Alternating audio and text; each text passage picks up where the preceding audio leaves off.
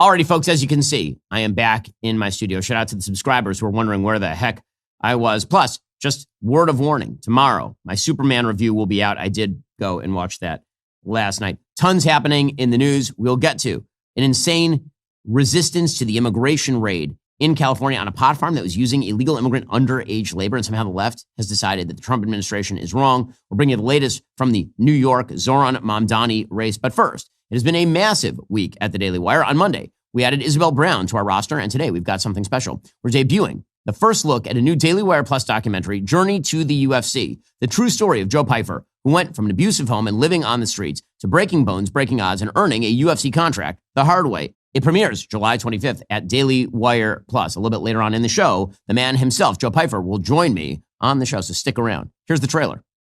I don't care what you did in your career the last 5 years. What are you going to do tonight? Be fired up to fight. Try to finish the fight. If you want to get into the UFC and this is where you want to be Joe Pyfer. Pyfer left home at 16. He spent the next few years homeless, bouncing around. The pain that I know that kid went through and overcame, if you want to beat him, you got to kill him.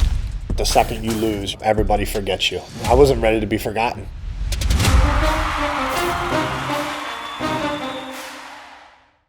You guys are really going to love this documentary. It's because of you. We can keep bringing you this kind of awesome stuff. Become a member today. Get stuff like this, The Ben Shapiro Show, and more completely ad-free. Join us at dailywireplus.com. Also, my brand new book, Lions and Scavengers, is now available for pre-order at amazon.com. It's a rallying cry against the lies poisoning our culture. Trust me, the scavengers, there are many of them, will not like it. Again, pre-order Lions and Scavengers, my first book in, I think, 5 years, now at amazon.com.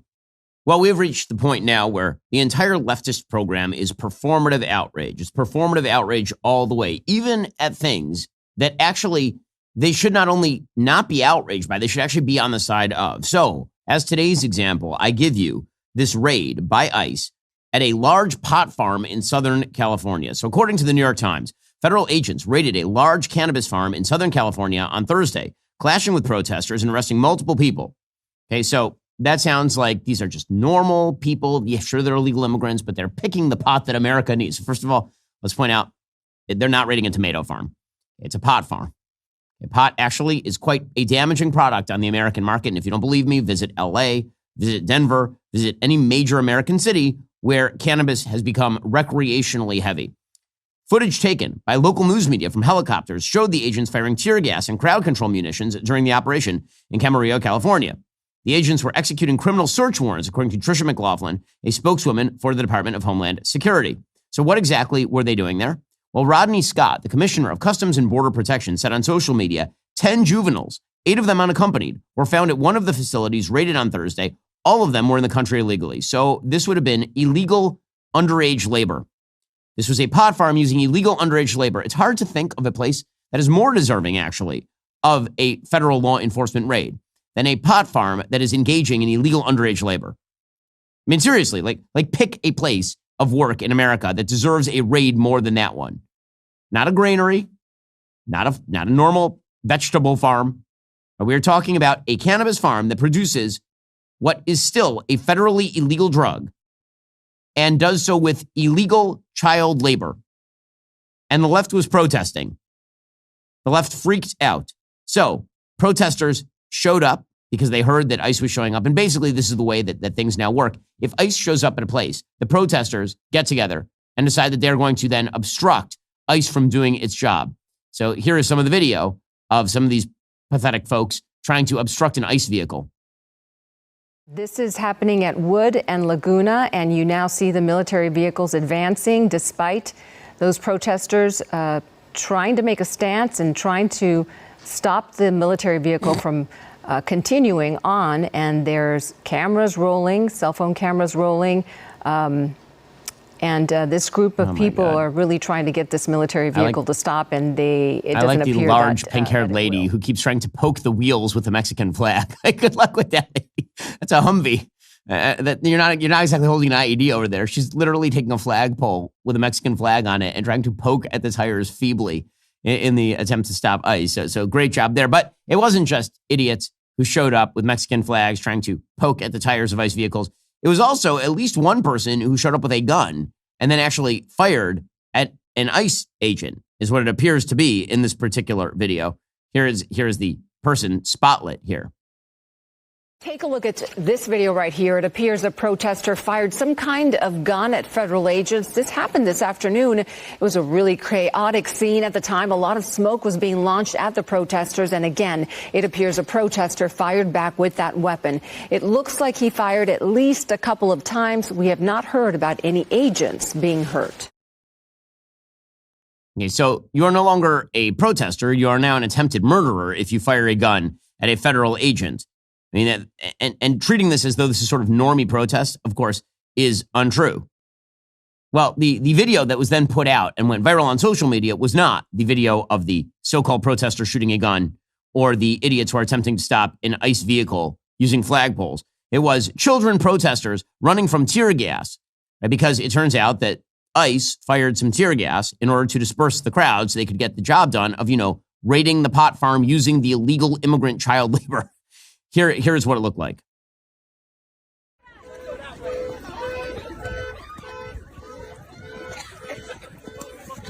So there's a woman with kids running away. Do not panic, do not run. Do not run. So you can see the tear gas and people kind of walking away. Half of them are wearing sandals. These are not people who are all getting arrested or being brutalized or something. When they say children are running away, number one, they should point out that some of the children who are running away were presumably brought there as protesters, because if they were there as child labor, the parents should be in jail.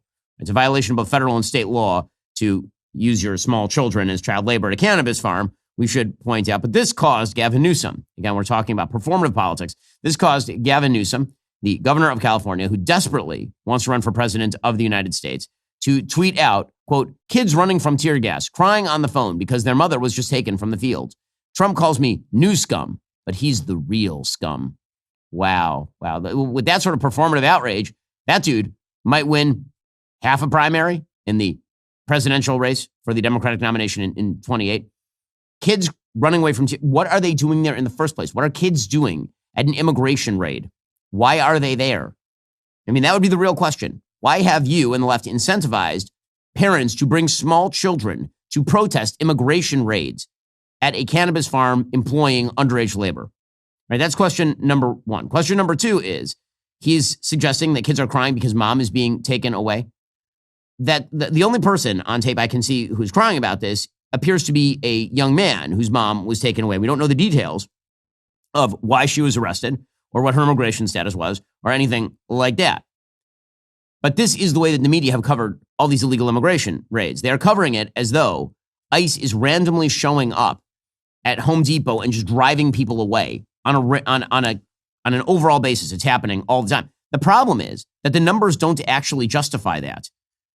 Right now, the Trump administration is actually not doing heavy removal. According to NBC News, ICE agents last month arrested the most people in at least 5 years, but deportations are still lagging far behind what President Trump has promised, and even those in the Obama administration, according to data obtained by NBC News. The discrepancy between arrests and deportations highlights the challenges the Trump administration faces to make good on President Trump's Inauguration Day vow to deport millions and millions of illegal immigrants. According to ICE data, the agents arrested roughly 30,000 immigrants last month. The most since monthly data was made publicly available in November 2020. By the way, I love how NBC News, I'm adding the word illegal here. NBC News just calls them immigrants. Quote, according to ICE data, its agents arrested roughly 30,000 immigrants last month. Well, why would they be able to just arrest immigrants? If you're a legal immigrant, the administration is not going to and cannot arrest you. You have to have violated the law in some way that calls for your deportation in order for them to pursue the arrest. So they're just obscuring the actual story by ignoring the actual story in the media. And they keep doing that. This entire article just refers to everyone being arrested as an immigrant. Not even undocumented, not even kind of the mush words that they like to use. The number of immigrants deported in June, illegal immigrants, more than 18,000, amounts to roughly half the number of arrests, according to internal figures obtained by NBC News. So again, this kind of idea that ICE is going around and then randomly arresting mass numbers of illegal immigrants at church, for example. There's pretty much no evidence that that is happening at the moment. In fact, there's so little evidence that that is happening that many in the MAGA base are quite upset with President Trump because they believe that he might amnesty farm workers. President Trump has mentioned the idea of providing some sort of temporary shield for illegal immigrant farm workers and hospitality workers, people working in hotels, for example. He's insisted there will be no amnesty, but also suggested that some workers might be allowed to stay if their employers take responsibility for them. That's according to Axios. He said, what we're doing is getting rid of criminals, but we are doing a work program. He said at a cabinet meeting this week. So again, that the policy that the media are saying that Trump is pursuing is not actually the policy that he is pursuing. But because the media are fibbing about the actual policy, and because there are people on social media who are able to blow those fibs up into full-fledged stories, because of that, you end up with violence against ICE agents, people showing up en masse to stop what are clearly legitimate law enforcement raids. People are telling lies about ICE all the time. Here, for example, is the acting ICE director, Todd Lyons, who points out that Karen Bass, the mayor of Los Angeles, who keeps claiming that members of ICE aren't showing ID, he's like, that's false. That's not even true. Well, I mean, Dana, you can see from all the video too, right? They say that ICE agents, they're not properly marked.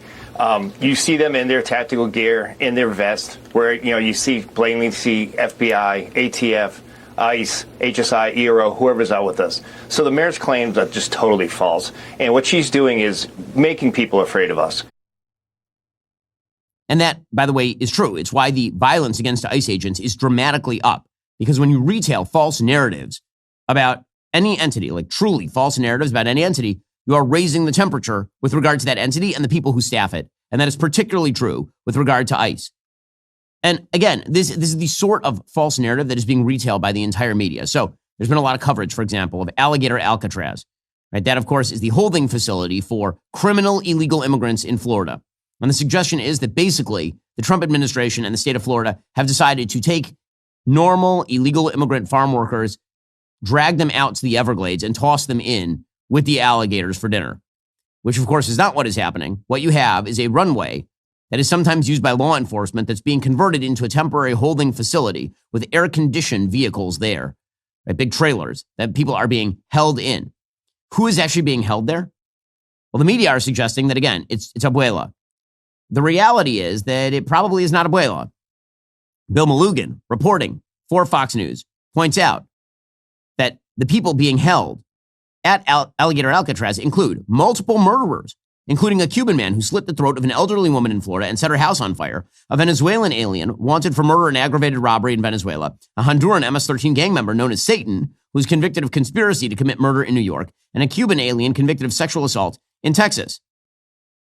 Jeremy Redfern, who's the Attorney General of Florida's communications director, said, the left-wing press continues to spend their time amplifying false reports. The reality is there are monsters awaiting deportation within Alligator Alcatraz, far worse than the monsters lurking in the surrounding Everglades. This group of murderers, rapists, and gang members are just a small sample of the deranged psychopaths that Florida is helping President Trump and his administration remove from our country. Hey, well, I mean, that all sounds reasonable to me, but that is not the way that the story is being told. That is not the way that the story is being told at all. And again, the performative outrage is the entire shtick here. For the left, it's all performative outrage. Can you find a point of opposition to President Trump that allows you to push back? Because frankly, the left has been relegated to really terrible arguments with regard to President Trump. President Trump's policies thus far have been extraordinarily effective. Even the policies I don't particularly like his tariff policies, he has mostly backed off a lot of those tariff policies and is now trying to massage those into something more palatable to the economy. Overall, this has been a highly successful first several months of the Trump second term. So the Democrats, the left, is now relegated to more and more ridiculous performative resistance. Alrighty, coming up, somehow the left has found the most bizarre way to attack President Trump I've ever heard. No, truly, ever. And it's been 10 years of attacks. First, feeling overwhelmed by back taxes? Well, you're not alone. Maybe you missed that April deadline, or your financial records are all over the place. Whatever the situation, don't put it off any longer. The IRS isn't getting any friendlier, and those penalties, they pile up super fast. We're talking 5% every month you don't file, maxing out at 25%, which adds up pretty fast. Here's the thing. You don't have to or want to handle this alone. Tax Network USA specializes in exactly these situations. They've worked with thousands of Americans, employees, small business owners, people who haven't filed in years, messy books. They've literally seen it all, and they know how to sort it out. What sets them apart is their direct access to IRS programs most people don't even know exist. Plus, they have expert negotiators who actually know how to get results. They'll start with a free consultation to assess your situation. If you qualify, they may be able to reduce or even eliminate what you owe. More importantly, they can protect you from the really scary stuff like wage garnishments and bank levies. The bottom line, don't wait for that next IRS letter to show up in your mailbox. The sooner you act, the the more options you will have. Call 800-958-1000 or visit tnusa.com/Shapiro to talk to a real expert at Tax Network USA. Take the pressure off. Let Tax Network USA handle your tax issues. Again, that's Tax Network USA. Go check them out right now. Get started and get yourself out of the hole with the IRS. Also, you know, most children's vitamins out there are basically candy with that vitamin label. They're loaded with 2 teaspoons of sugar, artificial ingredients kids really don't need. Well, this is where Hiya comes in. They've created an amazing chewable vitamin kids actually love. 0 sugar, but still totally delicious. Even the pickiest eaters would approve. They've packed in 12 organic fruits and veggies, plus 15 essential vitamins and minerals. We're talking vitamin D, B12, C, zinc, and more. All the good stuff kids need for healthy growth. And they've thought of everything. It's non-GMO, vegan, allergen-free, thoroughly tested for safety, which means you and I can both feel confident giving our kids vitamins made to this high-quality standard. Are you tired of battling with your kids to eat their greens? Hiya now has Kids Daily Greens plus Superfoods, a chocolate-flavored greens powder designed specifically for kids, packed with more than 55 whole food ingredients to support brain power, development, and digestion. Just scoop, shake, and sip with milk or any non-dairy beverage for a delicious and nutritious boost your kids will actually enjoy. They even send stickers with your first order so your kids can decorate the bottle and make it their own. We've worked out a special deal with Hiya for their best-selling children's vitamin. Receive 50% off your very first order. To claim this deal, you have to go to hiyahealth.com/Shapiro. This deal is not available on their regular website. Go to hiyahealth.com/Shapiro. Get your kids the full body nourishment they need to grow into healthy adults. Again, that's hiyahealth.com/Shapiro to get started. Here I should mention, I think, the most ridiculous performative resistance. And that is a piece in the Washington Post titled, "Donald Trump is not a clown. I should know. I am a clown." I'm not even kidding. That's an actual real piece in the Washington Post. Tim Cunningham, board president of Clowns Without Borders, wrote this piece. Quote, "Allegations that President Trump is a clownish figure are not hard to come by. Political strategist James Carville referred to Trump's administration as the clown show after Homeland Security Secretary Kristi Noem gave an incorrect definition of habeas corpus during a Senate hearing. But none of this qualifies Trump for such a title. I am a clown and board president of the nonprofit Clowns Without Borders, and I'm here to set the record straight. Honk, honk." Oh my gosh, this is what they're relegated to. They're relegated to Trump isn't the clown because real clowns make children laugh. Quote, "I have performed as a professional clown for 24 years. Clown, capital C, is a valuable and varied art form. Pantomimes, acrobats, magicians, dancers, stand-up comedians, vaudeville artists, and jugglers are all examples of artists who incorporate clown into their work. Whether you know it as clown or not, you've likely seen it. From stage clowns, such as Bill Irwin, to the characters of Cirque du Soleil, created by masters such as Michelle Matlock and Mookie Cornish, from pedagogical ensembles such as Pig Iron or Spy Monkey, to healthcare clown organizations such as Laughter League and Healthy Humor. Clown is huge. Clown demands years, if not a lifetime of study." And he just goes on talking about the magic of clown. But here's the key point. All clown shares the common values of healing, empathy, and reflection. Our work touches people in need of joy everywhere. Clowns are more than children's birthday party performers. We help people relax, heal, and prompt others to think differently about the world. Let's find a better metaphor to despise and depose fascism. Keep clown out of Trump comparisons, and for that matter, all politics. Offer clown the respect it deserves. I'll admit this clown is making me laugh. He is making me laugh. That is a funny clown. That is some funny clown right there. Okay, but again, the entire left wing response to President Trump is not to promote good policy, is to be performatively angry. That is why you have Gavin Newsom putting on his angry face, or Cory Booker popping in the angry eyes and speaking for 25 hours. Or why you have Hakeem Jeffries doing a 7-hour speech. Yay, Hakeem, you talked for 7 hours, LPing, yay. And everybody, oh my gosh, look at that resistance. Look, so much resisting. Well, the latest iteration of this is Jasmine Crockett. So Jasmine Crockett is not a smart human. And I'm sorry, she just isn't. I have seen no evidence of Jasmine Crockett ever saying anything halfway intelligent. She wants to run for Senate in Texas now, which, like, please, do it. Do it. Cannot wait.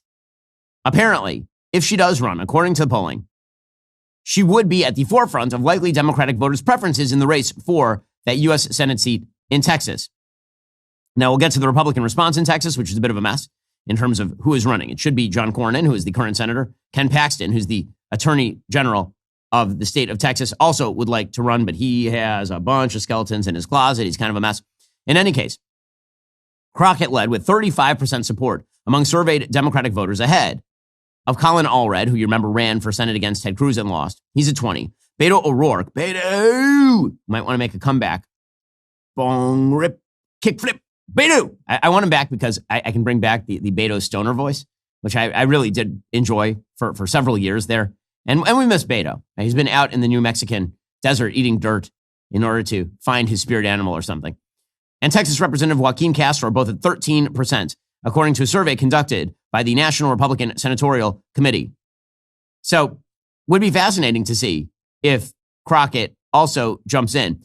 Crockett was the top choice for shared values among likely Democratic voters, garnering 30% support. So if she jumps in, I mean, good luck. Again, the reason she's become famous is because she is a newer, fresher AOC. AOC was so fresh, so face at one point, but she is no longer so fresh, so face. She is slightly withered. And so Jasmine Crockett is the freshest of the facest, and also says many curse words and uses incredibly evocative language.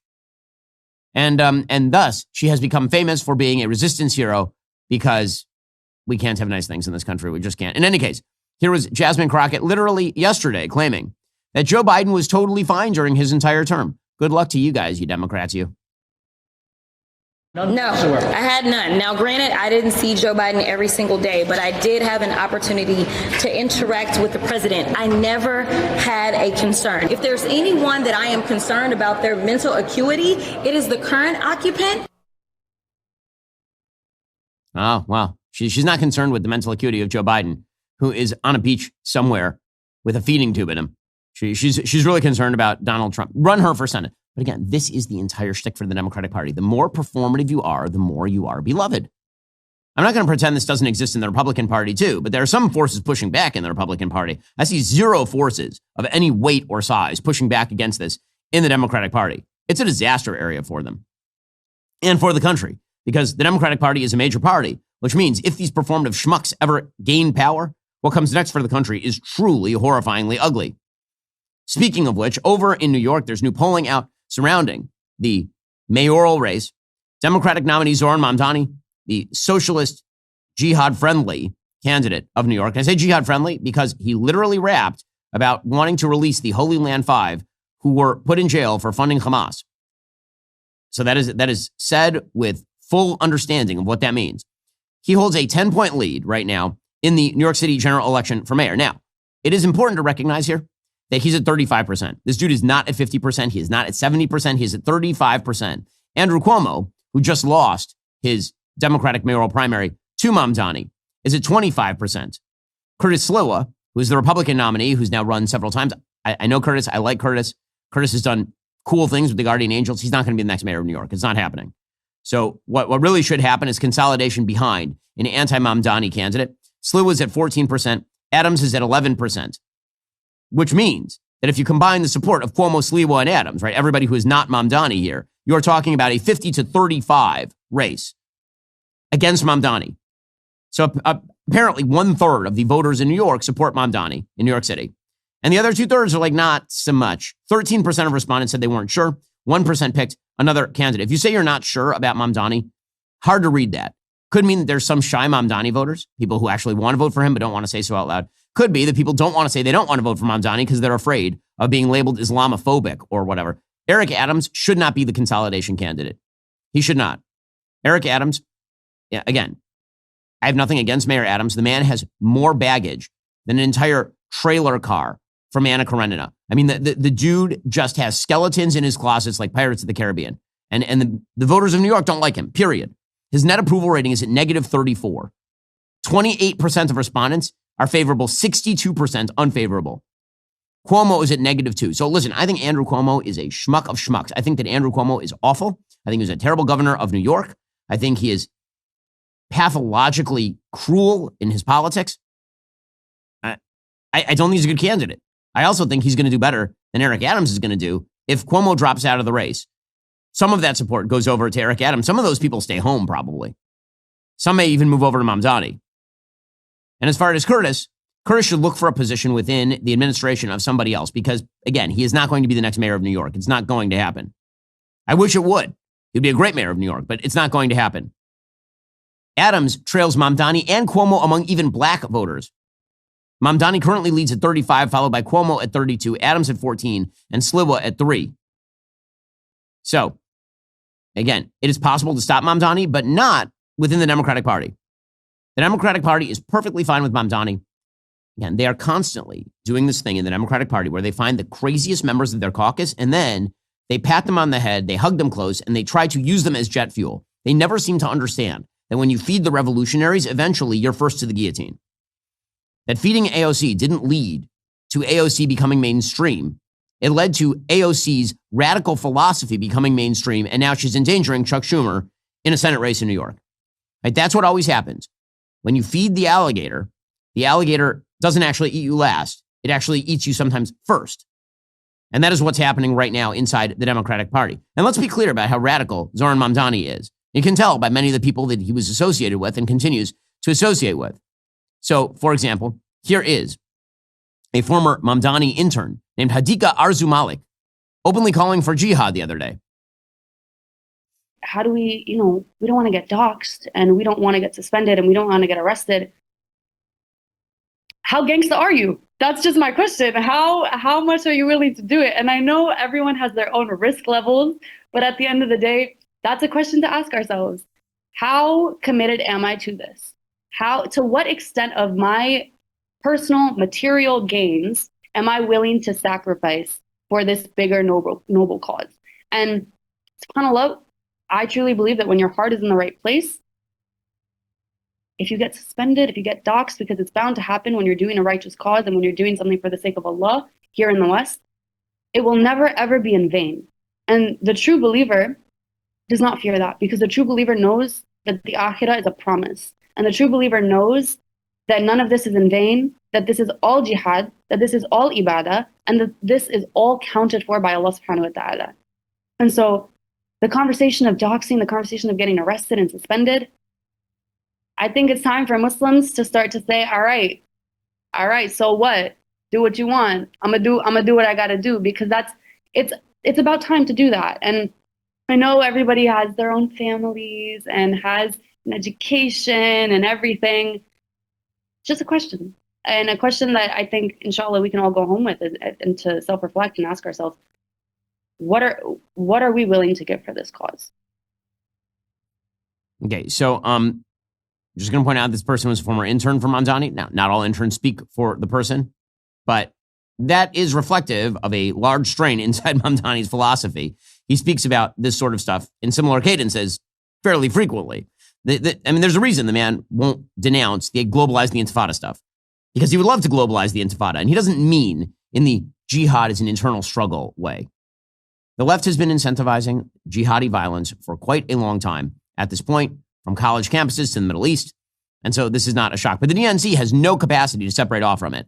Already coming up, Michelle Obama is still somehow complaining about her life. I just don't understand how this is real. All right, real talk. You think you're listening to a commercial? You're not. You're already in one, because this isn't just about a car donation service. This is about you. Specifically, that second car you haven't touched in 6 months? A year? Let's be honest. You keep saying you're going to sell it or fix it or give it to a cousin who might need it. And yet, there it sits, like a driveway time capsule. Look, no judgment, but that car's not going anywhere. And frankly, neither are you in life until you do something about it. Here is the deal. Go to carsforkids.org/Ben. That's Cars for Kids with a K. They will come get it for free. Doesn't matter where it is or if it runs. You'll get a tax deduction. They use the proceeds to fund real programs for real kids, mentorship, education, summer camps, the kind of impact that actually matters. And yeah, you already know the jingle. You've known it since forever. 1-877 Cars for Kids. Oh, you know it. So make it count. Don't just hum it. Donate your car now at carsforkids.org/Ben. That's cars with a K, carsforkids.org/Ben. Do something good with that car you've been ignoring. Go check them out right now. carsforkids.org/Ben, cars with a K. Also, this just in from the International Fellowship of Christians and Jews. Right now, the situation across Israel remains fragile and urgent. Israeli neighborhoods were destroyed during the last Iran-Israel war. Dozens of people are dead, untold more are injured, and the threat still remains. Whether in peacetime or at war, Israelis know that ballistic missiles could fall at any moment. When the sirens sound, if you're the closest to, for example, the Gaza border, you may have just 15 seconds to reach a bomb shelter. But Israelis don't have enough bomb shelters, especially in Tel Aviv and Israel's north. And that's where the Iranian attacks were concentrated. That's why the Fellowship is working around the clock to build in place hundreds of concrete reinforced bomb shelters ready when the next rocket strike occurs. The Fellowship is deploying 60 new bomb shelters, including 10 immediate placements and 50 upgraded models with blast-resistant steel doors to protect vulnerable Israeli communities from future threats. IFCJ does amazing work throughout Israel, helping out Jews, Christians, Druze, everyone. To learn more about IFCJ's life-saving work, visit benforthefellowship.org. Again, that's benforthefellowship.org. Go check them out right now. benforthefellowship.org to learn more about the IFCJ. The Democratic National Committee's Ken Martin, who is just a mess. I mean, just a complete mess. He says that, Mamdani's refusal to condemn globalize the Intifada, that's fine. We're a Big Ten party, that includes people who, like Hamas, and also people who only sort of like Hamas. There's no candidate in this party that I agree 100% of the time with, to be honest with you. There's things that I don't agree with Mamdani that he said. But at the end of the day, I always believe, as a Democratic Party chair in Minnesota for the last 14 years, and now the chair of the DNC, that you win through addition. You win by bringing people into your coalition. We have conservative Democrats, we have centrist Democrats, we have labor progressives like me, and we have this new brand of Democrat, which is the leftists. And we win by bringing people into that coalition. And at the end of the day, for me, that's the type of party we're going to lead. We are a big tent party. Yes, it leads to dissent and debate, and there's differences of opinions on a whole host of issues. But we should celebrate that as a party and recognize at the end of the day, we're better because of it. Well, they're better because they have people who are kind of warm toward jihad in their party, obviously. I mean, that obviously is what makes a party stronger. See, this sort of idea, and it exists, I will say, across the political spectrum, that the big tent is bigger than the small tent. Well, Grover Norquist once said, the problem with the big tent is you let in a lot of clowns. I don't mean to, again, bring up the clown, offend clown guy. But the problem with a big tent is that you have to have some limits to who you let in your tent. Otherwise, you let in some pretty evil people into your tent. And that's what the DNC is doing right now. The Democratic Party is studiously avoiding the consequences of bringing in people who believe, like Zohran Mamdani believes, into the Democratic Party. Hakeem Jeffries is too much of a coward to even answer questions about Zohran Mamdani. Here he was, avoiding the question the other day. Asked whether Mamdani thinks those House incumbent challenges should happen, his press secretary told CNN he was declining to comment, at least for now. How do you respond? I have no idea what these people are talking about.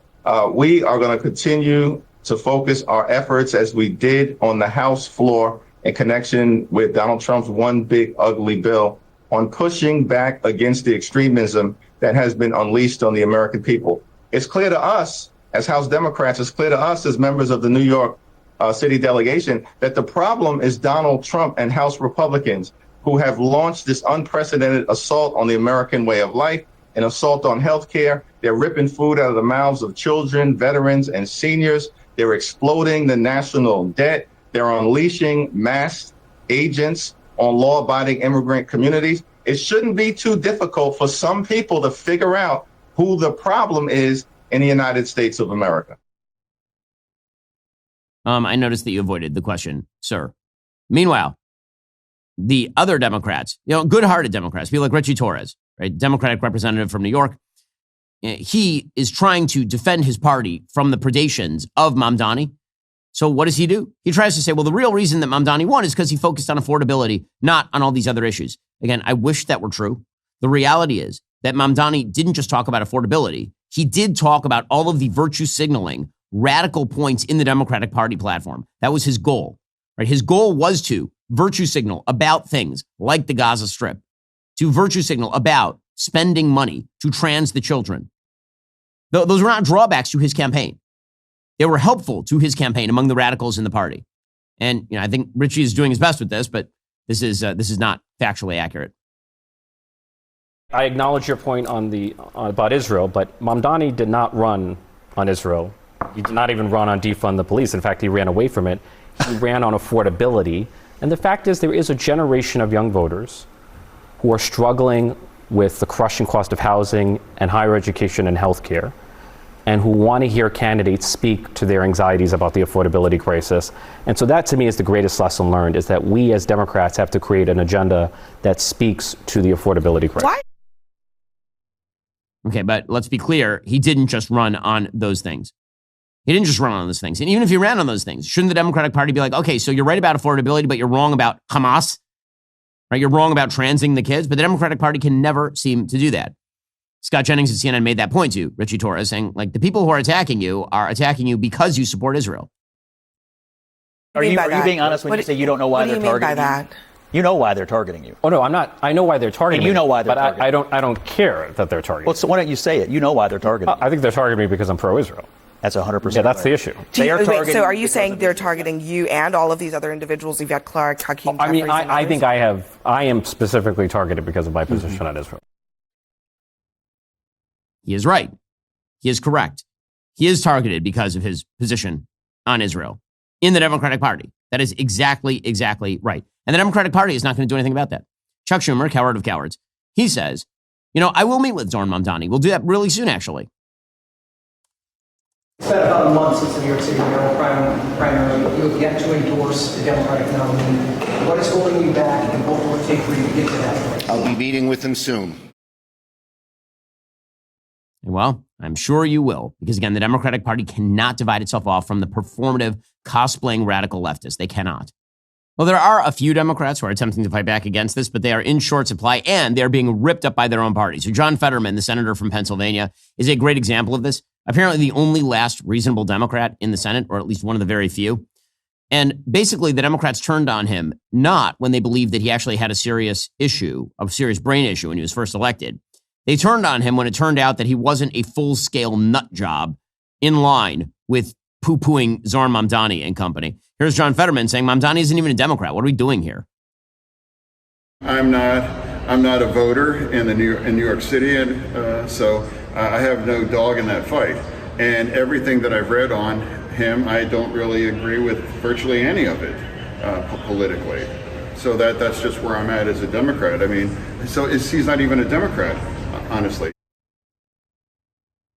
Good for Fetterman. But again, this puts him on the outs with his own party, which is trying to make nice with Mamdani. Because again, every legit party always tries to make peace with its revolutionaries, and then the revolutionaries end up eating them. Now, there's sort of a last-ditch effort to try and get somebody to drop out. Nobody's dropping out of the New York race right now. Some of New York's wealthiest financiers, according to the Wall Street Journal, are trying to build out a network of outside groups planning to go to war against Mamdani. But unless there is some sort of consolidation around somebody who is not Mamdani, the vote's going to get split and Mamdani is going to end up being the mayor of New York. So they're trying to raise $20 million for this sort of thing.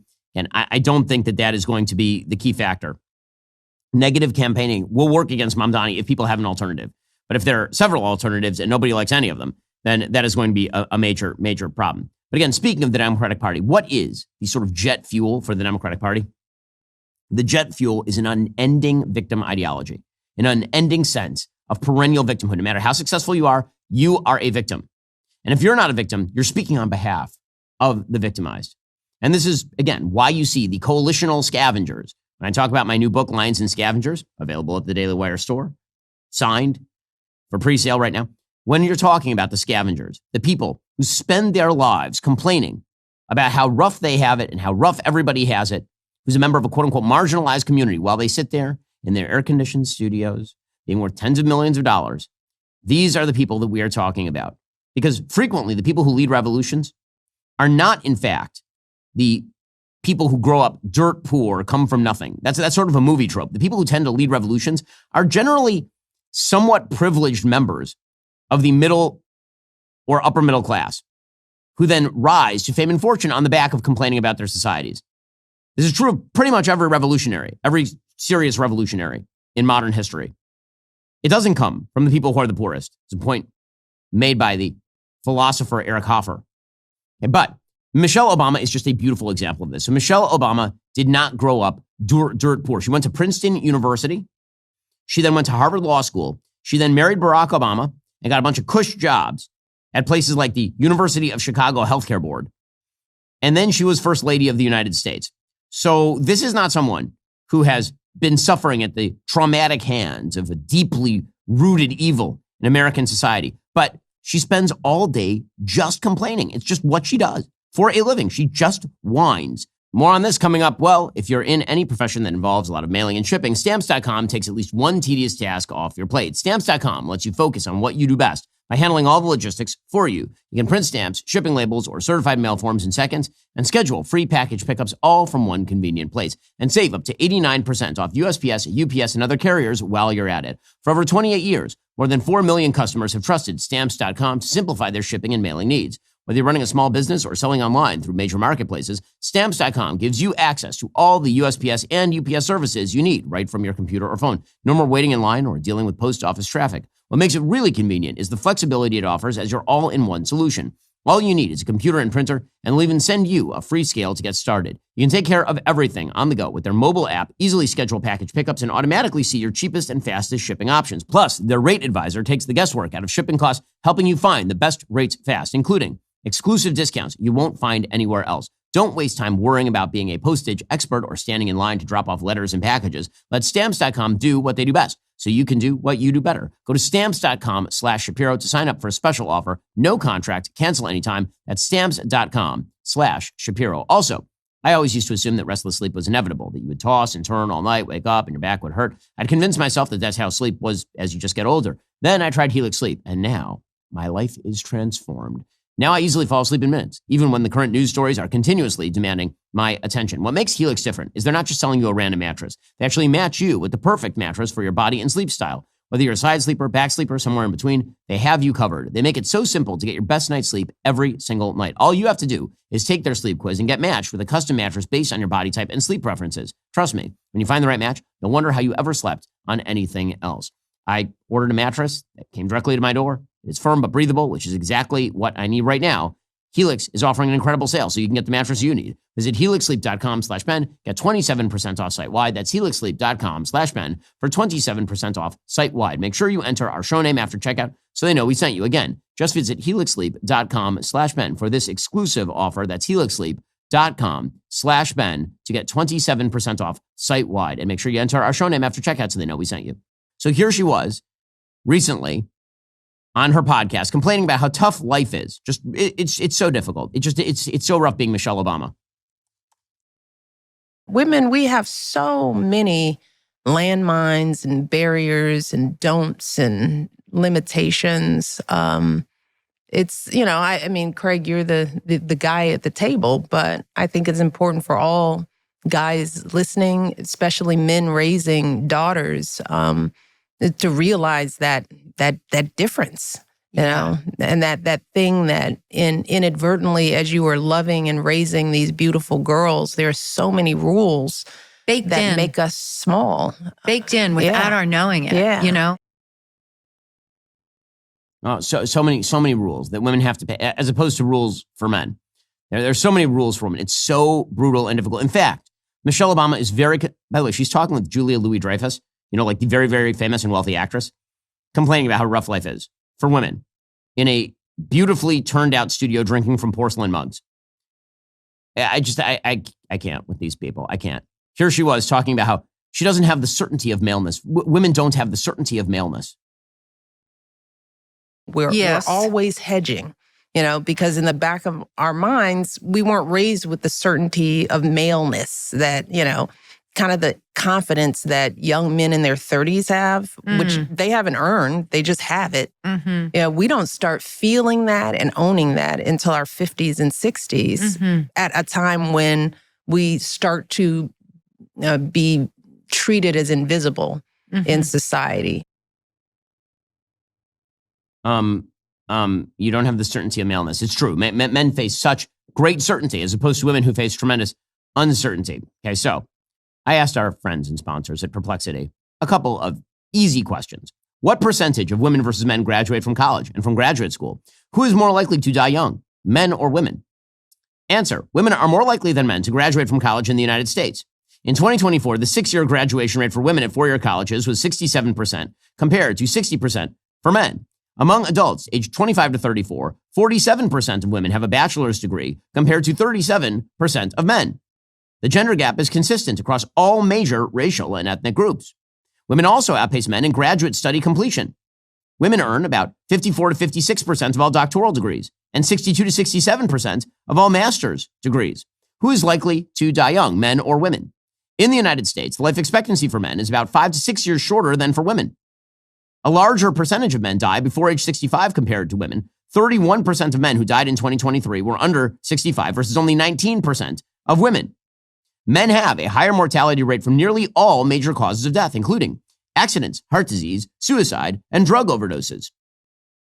So when we're talking about women don't have the certainty of maleness, if by this you mean testosterone gives people a greater feeling of risk-taking, that of course is true, but that's a biological rationale. That is not a societal construct. Testosterone makes people more confident.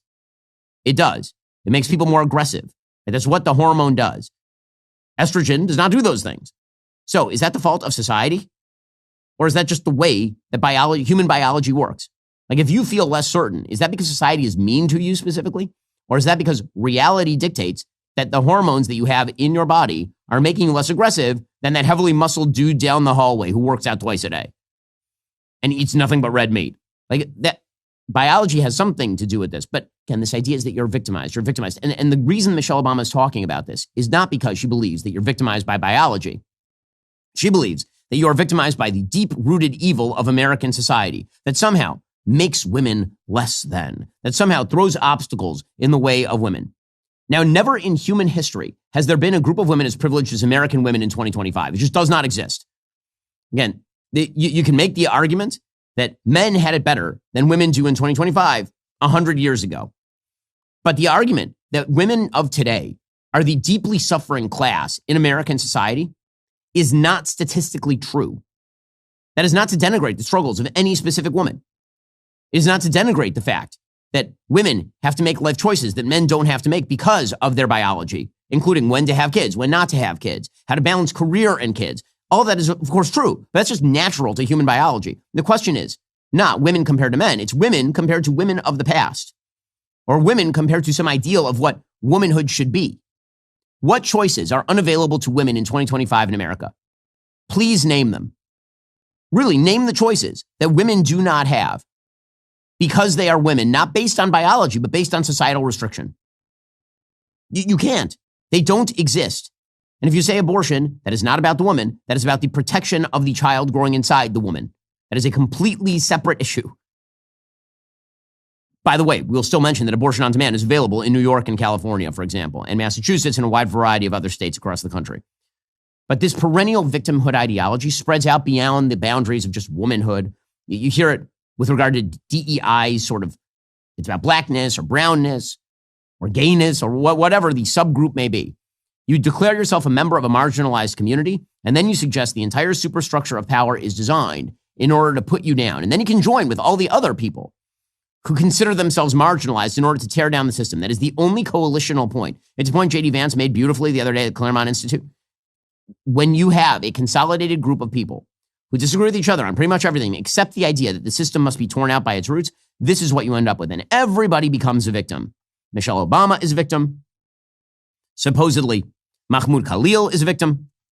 Mahmoud Khalil is, of course, the person who basically immigrated to the United States in order to become a protest leader on behalf of terrorism.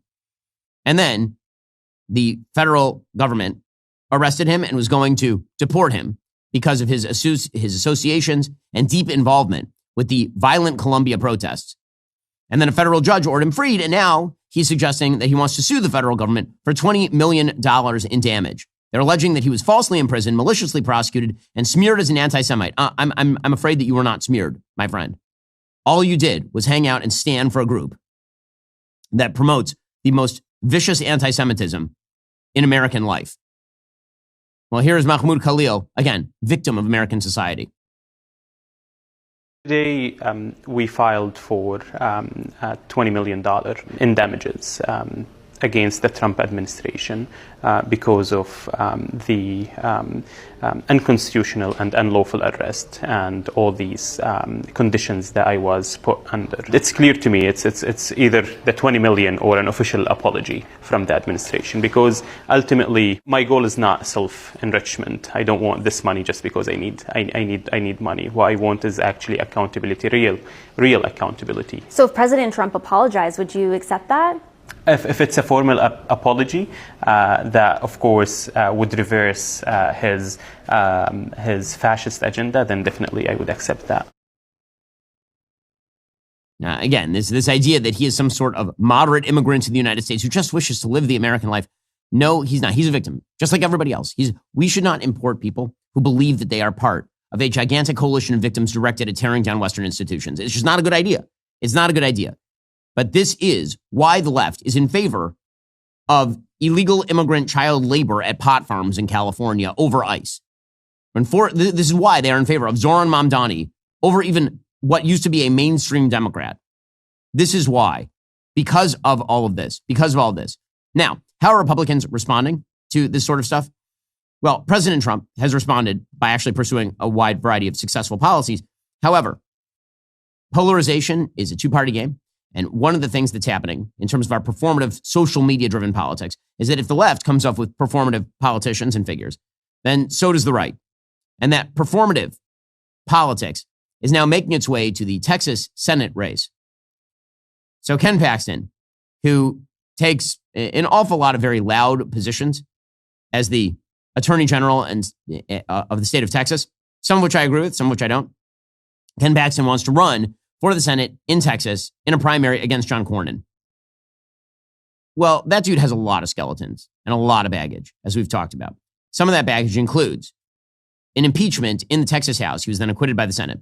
An impeachment in the Texas House on charges of corruption, in which he was effectively alleged to have directed government monies toward particular sources who are then providing employment for a woman, not his wife, with whom he was having an affair, for example. And there's some other allegations surrounding Ken Paxton. And let's put it this way. Ken Paxton is significantly less likely to win a general election than John Cornyn is in the state of Texas. And Republicans cannot afford to lose Senate seats at this point. They have a very narrow majority as it is. Well, yesterday, Angela Paxton, his wife, who is a Texas state senator herself, announced that she had filed for divorce from Ken Paxton. Quote, "Today, after 38 years of marriage, I filed for divorce on biblical grounds. On biblical grounds is a euphemism for he's committing adultery. I believe marriage is a sacred covenant, and I have earnestly pursued reconciliation. But in light of recent discoveries, I do not believe it honors God or is loving to myself, my children, or Ken to remain in the marriage. I move forward with complete confidence that God is always working everything together for the good of those who love him and who are called according to his purpose." He then released his own statement, pointing blame at countless political attacks and public scrutiny. Now, again, he was impeached for corruption allegations in the Texas House of Representatives, accused of using his position to help a real estate developer who allegedly was providing work to a girl who he was having an affair with. So, again, this sort of stuff, is this where Republicans want to go? How many Republican Senate seats have now been lost to bad Republican Senate candidates? The answer is a lot. Okay, there are at least 4 Senate seats that should be in Republican hands right now that are in Democratic hands. At least 4. Probably more, but at least 4. 2 in Georgia, 2 in Arizona. Those are both states that Donald Trump won running away in the last election cycle. And both states have 2 Democratic senators because Republicans keep running idiots for these various seats, or people who at least are not able to translate their appeal to the base into a general election appeal. So my guidance for the Republican Party, at some point, put your foot down and actually say, who can win? See, I like winners, not losers, as the president might say. And I'm fond of actually achieving policy goals rather than the performative. Well, folks, we do have some exciting news here at Daily Wire Plus, a brand new documentary titled Journey to the UFC. It's the true story of Joe Pyfer, who went from an abusive home and living on the streets to breaking bones, breaking odds, earning a UFC contract the hard way. That documentary, Journey to the UFC, premieres July 25th on Daily Wire Plus. And Joe Pyfer joins us on the line right now. He's racked up to 14-3 pro record with 9 wins by knockout, 3 by submission. And again, he's subject of that new Daily Wire documentary, Journey to the UFC. Joe, thanks so much for taking the time. Really appreciate it. Yeah, thanks for having me. This is a cool opportunity going from watching the show to now being on the show. Well, thanks for watching. So let's talk about what UFC means to so many young men. Your story is a great story of why UFC has become such an iconic part of American life, so much so the President of the United States is going to hold UFC fights at the White House, actually. What is your story? How did UFC play into that? Yeah, my story starts out super young. I started jiu-jitsu at 4.5 years old. Abuse happened in my family pretty early on. So it was definitely a difficult learning introduction into MMA. And I never let go of it, no matter how bad my home situation had gotten, running away from home, dealing with abuse from an abusive father to, still pursuing this, going into a wrestling career with high school, and then, immediately fighting out of high school. So it's been a long journey. And, I think the testimony as to how big MMA is getting is simply because you are as hard as you work, whatever your work ethic is, and no matter the circumstances of your life, as long as you put some effort into something that you're willing to get better at any time of the day, you can always turn your life around. So I would say that's what I've done with my career, avoiding a lot of the big details in your question. But I essentially fought back from circumstances I wasn't supposed to win against. Yeah, and I think that is the key to the UFC's popularity, is that, in essence, it's a pure meritocracy, and it happens to be a sort of anti-woke meritocracy because Dana White has done a really good job of keeping himself out of the politics. He says, listen, I don't agree with much of the stuff that my fighters say. My fighters they're fighters, and they get to say what they want to say. I don't have to agree with it, but as long as they're in the ring fighting, well, that's what they're supposed to do. How do you prep? What is your day like? Because obviously, having a job of fighting people is a pretty difficult job. What does that look like for you? Yeah, so my day will start out pretty early. I'll go and I'll hit a training session, and I train in Philadelphia at Marquez MMA. My lead coach being John Marquez, and we have some other really top, UFC guys up there like Sean Brady, who's on his title run at 170. But yeah, I'll hit a training session from 9 to about 11. Come home, eat, sleep, wake up, go do it again, and in between that, sometimes we'll get a run, or we'll get an echo bike workout, but that's 6 days a week. And then obviously diet, we count our macros, everything like that, especially, I used to make fun of it because I usually did not like counting the things I was eating. I would eat healthy, but it really is at this level, man, if you want to make a real title run and you want to be one of the best in the world, you really have to do those extra tiny details, which is counting macros, going to sleep, tracking your sleep, things of that matter. So it's definitely hard on the body. It's definitely hard on the mental health, especially being in a training camp. You don't have a life. You don't get to go out with friends. You don't get to enjoy a summer. But it's all worth it, man. And to go back to what you were saying as far as a censorship with the UFC, it's why I also chose this sport. I'm a very blunt, outspoken person, and I like having the freedom of speech. There's been some things that I have said that they weren't happy with, but, nonetheless, I still have a job and they keep me. But I will say this, what they didn't like, I understand, but I didn't tell a lie. So, let's talk about what it means to young men in the UFC. So the left has sort of tried to portray UFC as the embodiment of toxic masculinity. I think not really understanding that what makes UFC popular among young men is that far from it being a sort of emblem of male uselessness, it actually is telling men that they ought to go out and achieve, that they actually ought to go out and do something. When you describe your daily schedule and the stuff that you're doing, that is, as you say, unbelievably hard work. I mean, that is stuff that the vast majority of humans can't do. And if you want to be the best at a thing, you really have to throw yourself into it and put yourself into a situation, a risky situation where you might even get hurt in order to achieve. What do you think is the connection between UFC and what young males, particularly young males who may have been sort of abandoned by the culture, are looking for? Yeah, I think they're looking for a way to come up. There's a way to get paid while doing what you love. I don't think people understand that there's boxing training, there's wrestling training, there's jiu-jitsu training, there's strength and conditioning training. And if you are missing any of those, then you're probably not going to make it, right? So this isn't just for anybody to pick it up and go and make the UFC. I tried to make the UFC and my elbow broke, things like that. I had to come back. I was out 2 years. I had no money. Right. And I had no family support. I was taken in by my wrestling coach so I could be able to make it to this level. And so, it's a relentless work ethic. And sometimes the margin for error at this level is so small, but even trying to get to this level is very, very difficult in itself. So for anybody that thinks that this is toxic masculinity, this is a sport like any other that you are going to train aimlessly to achieve perfection, and you never will. So it's a never-ending goal, and it's just it's a little crazy to me. I just think that there's too many soft people that think their feelings matter, and not everybody's feelings matter, in my opinion, especially when it's not life-changing. So this sport is giving me a way. Look at my situation; it's giving me a way to have my freedom with my own life and my own choices, where I don't have to answer to a boss every day. I get to train and go fight and do my best and get paid. I live a pretty quiet life outside of fighting, so I love it. And it's a blessing to be able to do it. Well, that's Joe Pfeiffer. He's the subject of the new Daily Wire documentary, Journey to the UFC. You're not going to want to miss it. It comes out July 25th over at Daily Wire Plus. Joe, thanks so much for the time and good luck in everything. Thanks, man. And meanwhile, I'd say credit to Lee Zeldin. Lee Zeldin is the head of the EPA. So obviously on the heels of the Jeffrey Epstein non-revelation or quasi-revelation, or the Jeffrey Epstein DOJ FBI letter that basically said no evidence that he was an intelligence agent, no evidence that there was a blackmail scheme, no evidence that he was trafficking young girls to third parties, and that was kind of the end of it, which is a very bad approach. Okay, even if you believe the government when they say that, and again, I've laid out my reasons for believing that, including Dan Bongino is the person who's the deputy director of the FBI who's overseeing this case in large part. And I don't think Dan is lying to me. And I do think it would behoove many of the people who keep claiming that there's a conspiracy and that people in the Trump administration are lying to just say out loud what they actually want to say.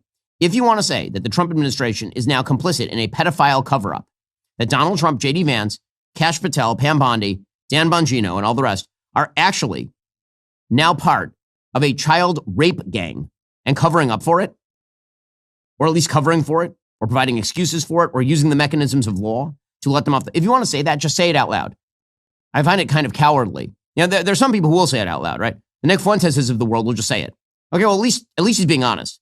There are a bunch of people who will simply imply it without just saying it because they're afraid of pissing off the Trump administration while effectively calling them publicly complicit in pedophilia. If you want to say it, just say the thing. Seriously, just say the thing. And stand by the courage of your own convictions. In any case, Pam Bondi has handled this just in a horrible fashion. Building up and building up and building up expectations, and then immediately cutting the legs out from underneath her own expectations without even a press conference. Pam Bondi has handled this just horribly.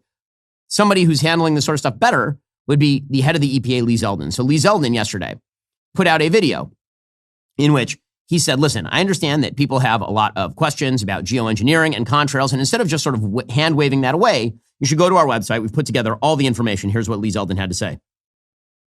The American public deserves and expects honesty and transparency from their government when seeking answers. But for years, people who asked questions in good faith were dismissed, even vilified by the media and their own government.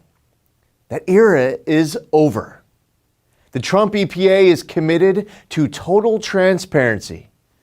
As a result, I tasked my team at EPA to compile a list of everything we know about contrails and geoengineering for the purpose of releasing it to you now publicly. That means anyone who reads through this information will know as much about these topics as I do as EPA administrator.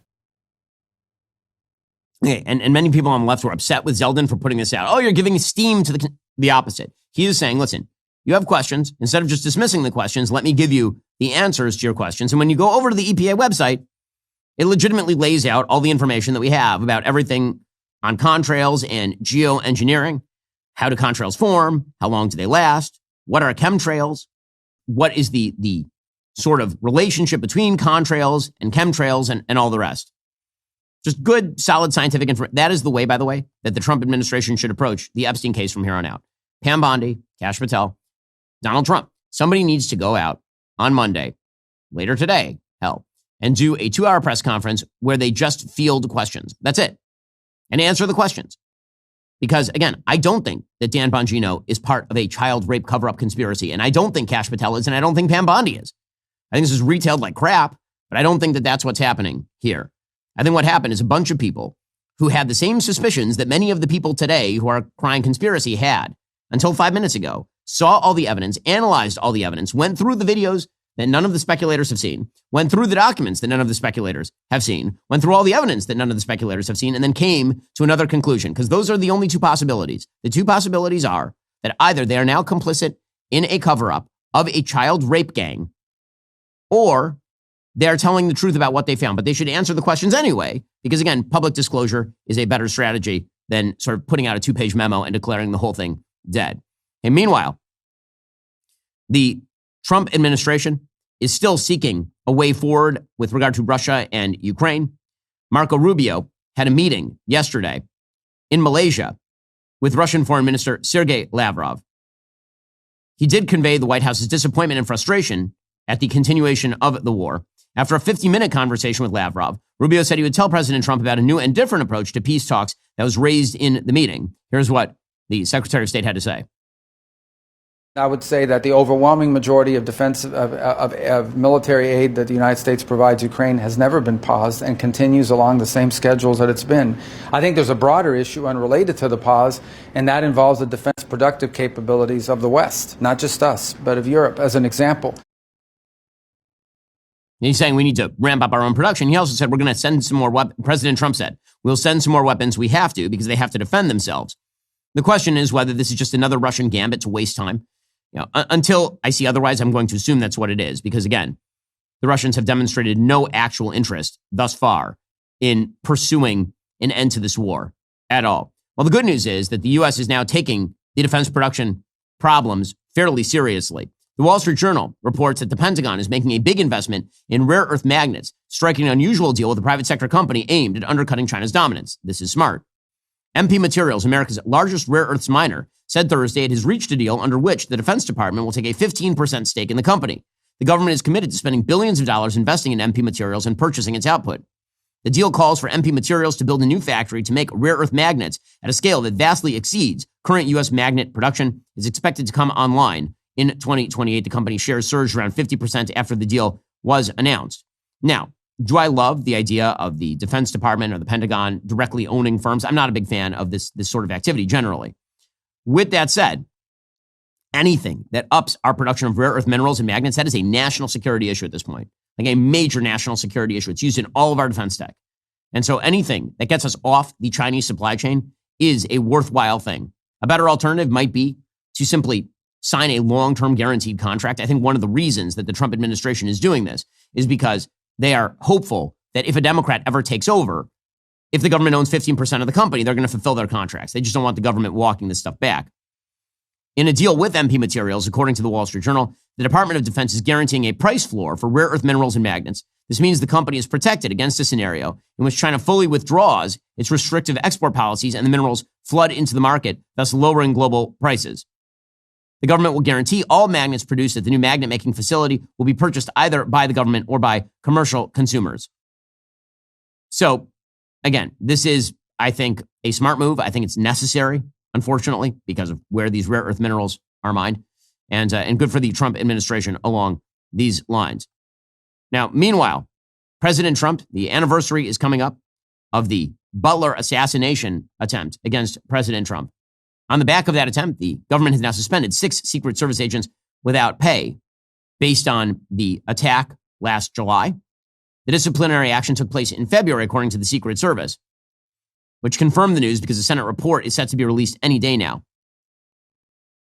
No agents were fired because the entire agency failed, not just the specific agents in this particular case, but the agency came under heavy criticism, as well it should have, given the fact that there was a man lying on a roof shooting a gun directly at the head of the next president and former president of the United States, and that they had not cleared the roof. Here was President Trump recalling what happened during the Butler assassination attempt. Well, it was unforgettable. I didn't know exactly what was going on. I got whacked. There's no question about that. And fortunately got down quickly. And people were screaming, and I got down quickly, fortunately, because I think they shot 8 bullets. Then one got me, and one got another one, and one got another one, and one killed Corey, the firefighter. Great guy. And so again, it was a moment that changed American history forever because that bullet moves half an inch one way and all of American history has changed in a much, much darker direction. Thank God, the President of the United States survived that assassination attempt. Alrighty, coming up, we'll jump into economic measures that President Trump is pursuing. Some good, some not so good. Remember, in order to watch, you have to be a member. If you're not a member, become a member. Use code Shapiro at checkout for 2 months free on all annual plans. Click that link in the description and join us.